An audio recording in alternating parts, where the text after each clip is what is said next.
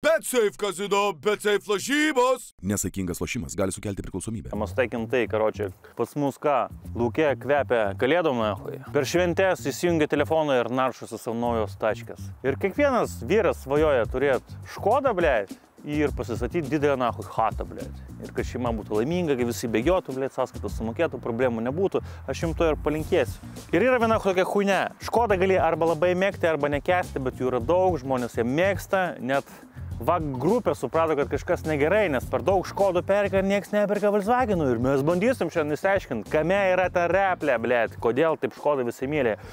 Ir viena iš geriausių versijų Škodos linijos – Škoda Kodiaq RS. Važiuojame. Kurčiai, kad jūs geriau suprastumėt, Škoda Kodiaq RS čia yra tas pats kaip Audi RS sportinė versija. Bet sportinė versija jinai negali būti labai sportinė, jinai negali būti 3 litrų, 4 litrų. Nes paprasčiausia Škoda yra apie ekonomiją ir VAG grupė, VAG koncernas tikrai neleistų Škodai per daug didelių pardavimų padaryti, nes nukentėtų Volkswageno pardavimai. Ir dėl to greičiausiai Škoda yra liepta daug kur padaryti tokius kompromisus, kad jūs galite čia kažką sugalvoti, bet jūs negalite per daug, nes mes nuo to netoleruosime. Ir bandysime suprasti, ką realiai Škoda maksimaliai išspaudė iš VAGo ir pigiai jums davė kaip visą paketą. Čia yra 2 litrų dizelis, 2 litrų turbo. Standarte yra problemų su Volkswageno dizeliais po Dieselgate. Jie visi tokie yra tarsi užmigdyti, jie nevažiuoja. Bet čia yra padarytas Stage 1 tuningas, karočią čipukas, važiuoja, viskas čiki-briki, standartai 240 arklių galių, čia yra 300 arklių. Mama, su to takiegu, a tu Škoda kurva, bubar nahui. Nu ir va, 2 litrų dizeliukas, oi kaip gerai šilda. Yra vienas didelis pliusas, jūs esate Škodos fanas, jūs turite viską matyti, viskas turi paprasta būti. Ir čia paprastai tiesiog paima ir nusiema dangtis nahui. Ir jūs galite nusiema dangtį, nereikia skubėti, reikia su meilė daryti. Pamatyti, kad čia yra, blėt, Volkswagen ir čia yra ženkliukas. Volkswagen nahui. Lietuviai taip mėly dizelius, kad, neįmanoma tiesiog išpasakoti tą meilę jiem. Mes atrodo dar, 50 metų nuo dizelio nenulypsim. Ir tai yra kiekvieno lietuvio svajonė turėti tokią Škodą. Kurčiai pravėsim įdomią paskaitą. Ant kiek Škoda, blėt, yra gudri lapė nahui. Jūs žinote, kad daugelis gamintojų dabar montuoja priekyje kolonėlės, važiuoja salonė ir girdi gražų variklio garsą. Čia Škoda nuėjo vienu žingsniu toliau. Vienas duslintuvas yra tikras, praėjai išeina išmetamieji garai arba dizelio kerai. O čia yra netikras duslintuvas, jis neegzistuoja, po jo yra, paklausykite, garso kolonėlė. Ir kai įjungi drive'ą, pasikeičia garsas. Aš galiu jungti ant neutralaus, tiesiog ant R režimo, stovintį automobilį ir jungsiu drive'ą. Jūs galite paklausyti, kaip jinai pradeda dirbti. Blėt, geriau už Porsche nahui 911 dirba, blėt.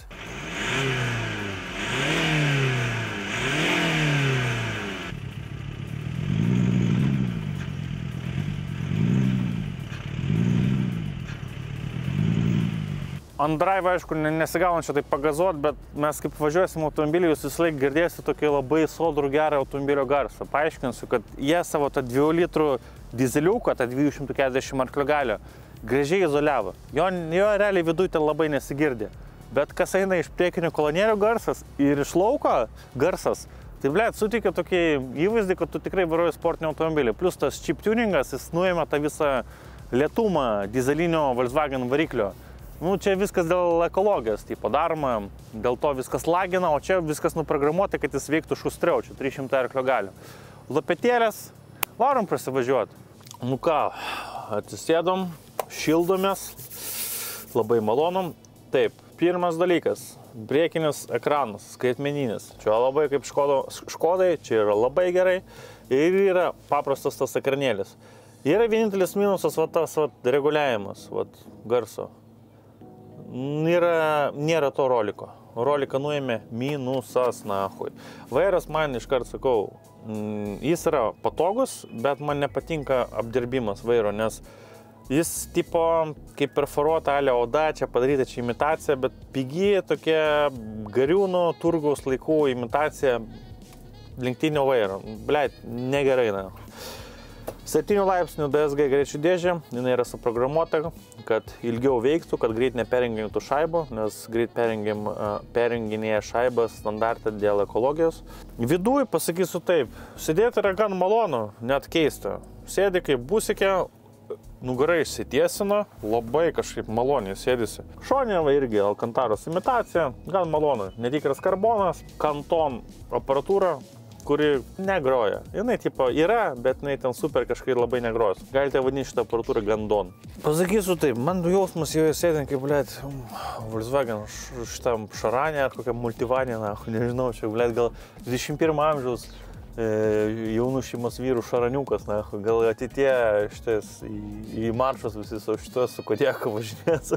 Šiaip pasakysiu, kol kas man tas panoraminis stogas, daug labai erdvės suteikia, patogas sėdynės, vairas tikrai šūdo gabalas, blėt, bet vairą galima persiūti iš bėdos. Ir yra čia daug labai tokių funkcionalių dalykėlių, lankstosi, blėt, porankis, čia kažkai kišgali, blėt. Jaučius, kad inžinierius, žinai, dar kūrė šitą automobilį. Čia galima laikytis, jeigu darote kažką. Škodoje viskas su meniu nustatymais yra ok, bet kai kas yra specialiai turbūt komplikuota, jiem neleido turbūt naudoti viską, ką turi koncernas. Tai jeigu nori pakeisti vairavimo režimą, paspaudi mygtuką, kuris čia yra, niftėminis toks, ir nusistatai per touchscreeną. Gali sportą rinktis, iš karto tada įsijungia kolonėlę, jeigu girdit, karaliniški vaizdai tokie. Ale, modernus, po 50 metų. Komfortas režimas ir eko. Ir tada visiškai nieko nesigirdi, blėt. Girdisi tik kalenimas traktoriaus. Įjungiam dabar eko režimą, pravažiuojam ant eko režimą. Nors aišku, čia čipuotas tas eko režimas, čia nėra taip, kad sport režime jinai ant čipo, o ant normalaus režimo įsijungia. O dabar kaip tik važiuojam per ne visiškai lygų kelią, noriu išbandyti, kaip šitas automobilis jaučiasi. Viskas yra ok, traktoriukas, tipinis Volkswagen traktorius. Aš paėdu, kuo toliau to labiau suprasti. Ar yra didelis skirtumas tarkim, Kajano, Tiguano, Makano, dydžiai, tik tai dydžiai. Bet kol kas Škoda Kodiaq jaučiasi erdviausias iš jų visų. Nežinau kodėl, Touaregas net nesijaučia toks erdvus. Nežinau, kaip jie tai padarė, blėt. Aš žinau, kad Škoda Kodiaq RS yra platesnė už Tiguan Allspace, bet kodėl čia jaučiasi, kad jis yra erdvesnis ir kodėl aš čia jaučiuosi labiau patenkintas, turbūt dėl to, kad aš žinau, kad Škoda yra pigiausia alternatyva. Ir jinai jokių čia pontų neduoda. Priežastis, kodėl žmonės perka Škodą, yra greičiausiai ta, jog jie statosi savo namus. O vien dabar langai gali kainuoti 80 000 eurų. Tai čia yra maždaug kaip Porsche Cayenne naujas, tu moki už Porsche Cayenne kaip už langus. Atsiranda tada logika, ne? Kam pontavotis, kam pirkti brangų automobilį ir gyventi senam bute? Geriau pirkti paprastą automobilį ir statyti savo svajonių namus. Tai yra teisingiausias būdas ir geriausia investicija. Ir visai gaunas racionalu, jog važinėjant su Škoda, jinai ir jie mažai, duoda kažkokio tai kaifo pačipavos. Ir jungiam dabar sporto režimą ir bandom suprast, kas čia su kuo jinai valgoma. Blet, jinai šustra yra, vairas valdomas visgi dar taip lengvai, bet yra didesnis konsensusas su keliu negu važinėjant su Touaregu, blet. Vairo nustatymai jie visiškai nepakinta, jie tokie patys yra nuobodus kaip ir normal mode. Bet pačipuotas šitas varikliukas, jis turi galios ir plus dar ta kolonėlė, kuri galia dabar jums kriokė. Jinai suteikia tokį jausmą, kad vairuoja kažką ypatingesnio negu, blėt, nežinau, Touaregą, negu Makaną, blėt, su 2 litrais, kuris nevažiuos. Makan GTS, nepabijosiu pasakyti, yra vienas iš geriausiai valdomų mažų džipukų, bet ten nieko neįtalpinsi, ten tavo žmona patogiai gale nevažiuos, vaikai patogiai nevažiuos, visi draugai tave badys pirštais, sakys, kodėl tu negalėsi įsigyti didesnį džipą. Ir Škoda Kodiaq RS staiga tampa visai racionalus pirkinys. Nors taip, Škoda gimė iš to, kad visiems žmonėms visko yra Škoda. Lenkiškai gaila. Žiūrėkite, 40 litrų rodo ryja, priekiniai varomieji įsijungia, mes važiuojam, spletinai paklusti 7 greičių laipsnių dėžė, puikiai dirba su 2 litrų dizeliuku. Man yra keista, kad šitas dizelis yra toks gyvybingas. Aš dizelių nemėgstu, bet šitas dizelis tinka šitam automobiliui. Nu ką, op.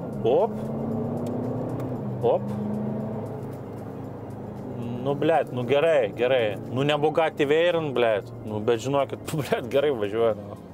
Tiesiog maloniai mašina kiekvieną dieną.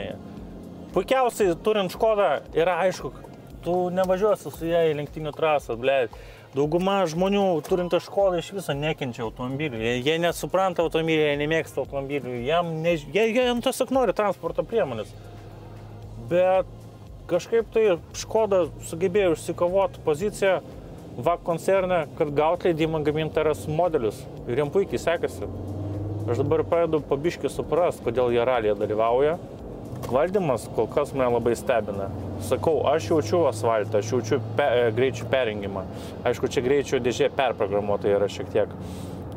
Bet aš jaučiu kelią su vairu, kas yra Volkswagen automobiliuose, blėt, be šansų, tu nejauti simbiozės visiškai su automobiliu ir su keliu. Čia jaučias kažkas. Ir man keista, kodėl Škoda sugebėjo padaryti kažkaip tai, Volkswagen ne, blėt. Aš Volkswagen iš viso nejaučiu ant kelių. Automobiliai Volkswagen plaukia, blėt, tiesiog. Neskaitau aš kažkokį GTI, aš skaitau su Touaregu, su Tiguanu. Reikia mums užsukti, jeigu mūsų neišvarys, atsisėsti į naują Kodiaką. Kas ten, su kuo mes ten valgom? Galbūt ten irgi salonas dar geresnis. Aš net specialiai nežiūrėjau, kaip atrodo naujausias Kodiakas. Iš tikrųjų, viduje tai dar maloniau sėdėti. Keistai, bet dar geresnis dizainas, toks futuristinis. Čia labai gražiai padarytas sportiškai. Jau toks jausmas premium, lyg tais Porsche sėdėtum. Geras.